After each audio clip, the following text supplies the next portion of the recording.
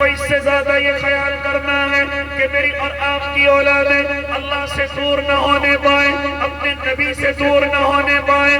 یہ نہیں کہا جا رہا ہے آپ کاروبار کی طرف نہ جائیں، آپ ڈگریوں کی طرف نہ جائیں، آپ نوکریوں کی طرف نہ جائیں۔ کہا یہ جا رہا ہے کہ میری اور آپ کی اولادیں جب بڑی ہو کر کے کسی میدان کے اندر پہنچے، اگر یہ ڈگریاں ان کے پاس ہیں لیکن اللہ سے دور نہیں ہیں، اگر ان کے پاس نوکریاں ہیں اللہ سے دور نہیں ہے۔ ابھی مفتی صاحب نے جس شخصیت کا ذکر کیا جو اللہ کے وجود کا انکار کرنے والا تھا، وہ کسی غیر ایمان والے کے گھر سے تعلق نہیں رکھتا تھا، وہ کسی غیر مسلم کا بیٹا نہیں تھا، بلکہ وہ ایمان والا تھا۔ اگر ان کے دادا اور جد امجدوں کی طرف جائیں تو علماء نظر آئیں گے، اللہ کے ہاں بڑے بڑے صلاحیت والے نظر آئیں گے۔ لیکن کیا ہوا؟ شاید تربیت میں کمی رہ گئی، کیا ہوا؟ شاید اس کی تربیت کا خیال نہیں کیا گیا، ہاں یا پیسے میں اتنا منہمک ہو گیا یا دنیا کی عزت کو اس کو برداشت نہ کر سکا اور سیدھا اللہ کے وجود کا انکار کر دیا، سیدھا اللہ کا انکار کر دیا۔ یہ اللہ کا انکار کرنے والا کوئی غیر ایمان والا نہیں ہے، بلکہ یہ وہ ہے جو مسلمانوں کی صف میں سے نکل کر کے آگے بڑھا ہے۔ اسی لیے اللہ کے نیک بندوں کوئی دوسرا اس جگہ نہ آ جائے، میری اور آپ کی اولادوں میں سے کوئی اس طرح سے گمراہ نہ ہو جائے، میری اور آپ کی اولادوں سے اللہ کا کوئی انکاری پیدا نہ ہو جائے، اللہ کے وجود کا انکاری نہ پیدا ہو جائے۔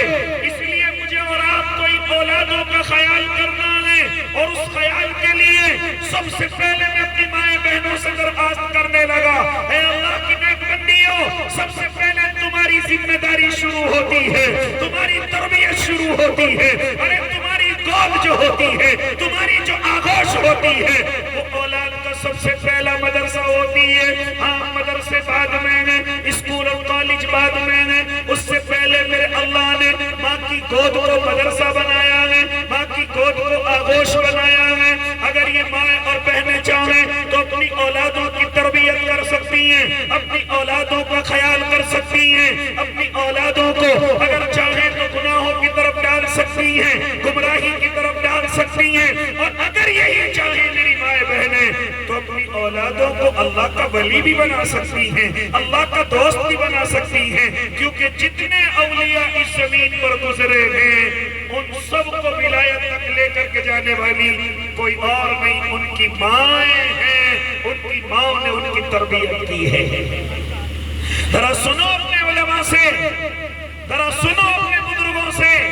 حضرت شاہ عبد القادر جیلانی رحمت اللہ علیہ، اللہ ان کی قبر پر کروڑوں رحمتیں نازل کر دے۔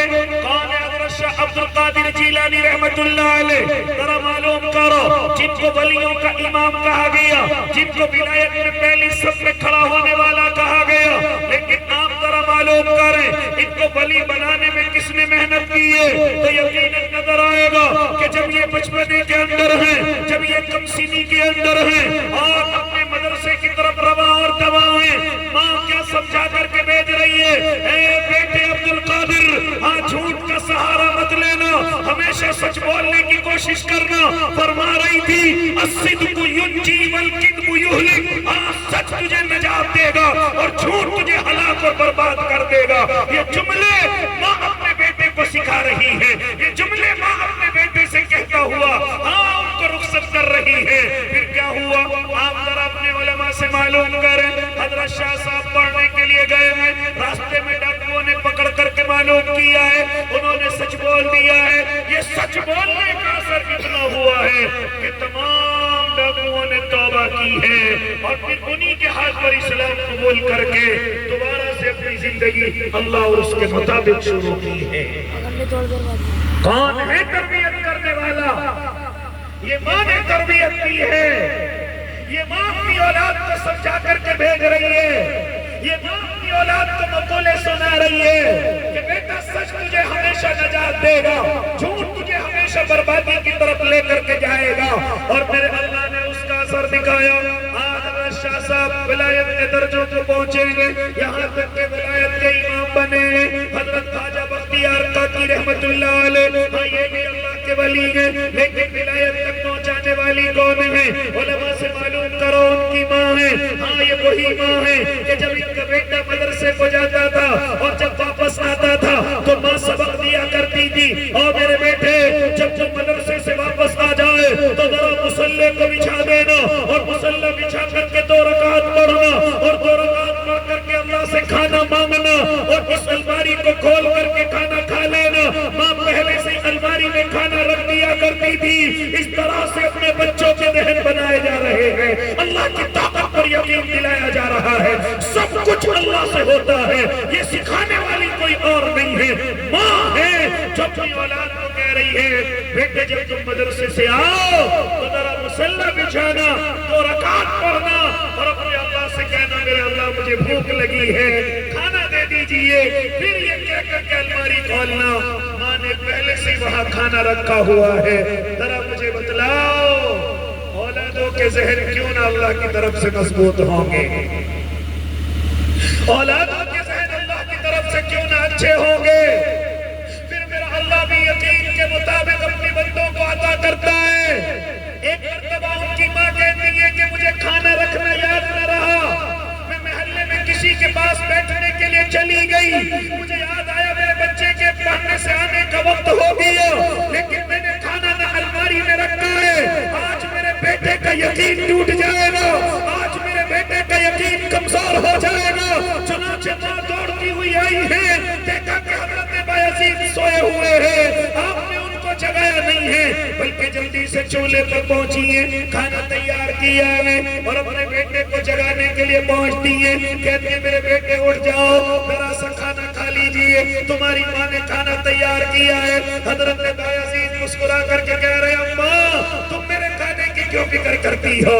ہاں میرے اللہ نے مجھے کھانا کھلا دیا ہے، میرے اللہ نے میرے کھانے کا انتظام کر دیا ہے۔ وہ کیسے انتظام ہوا؟ بیٹا اپنی ماں سے کہہ رہا ہے ماں آج بھی میں جب مدرسے سے آیا میں نے مصلی بچھایا، میں نے 2 رکعت پڑھ کے اپنے رب سے کھانا مانگا، ماں الماری میں کھانا رکھا ہوا تھا اور آج تو اتنا لذیذ کھانا تھا ماں میں نے کبھی اس سے پہلے اتنا لذیذ کھانا کھایا ہی نہیں تھا۔ کس نے کیا یہ انتظام؟ کون ہے اپنے یقین کو مضبوط اپنے بندوں میں کرانے والی ذات؟ میرے اور آپ کے اللہ کی ذات ہے، میرے اور آپ کے رب کی ذات ہے جو اپنے بندوں کو یقین کے مطابق دیتی ہے۔ کون تربیت کر رہا ہے اولادوں کی؟ کون تربیت کر رہا ہے قادر جیلانی رحمت اللہ علیہ کی؟ کون تربیت کر رہا ہے خواجہ بختیار کاکی رحمت اللہ علیہ کی؟ کون تربیت کر رہا ہے بایزید بستامی رحمت اللہ علیہ کی؟ اسی لیے میری مائیں بہنوں آپ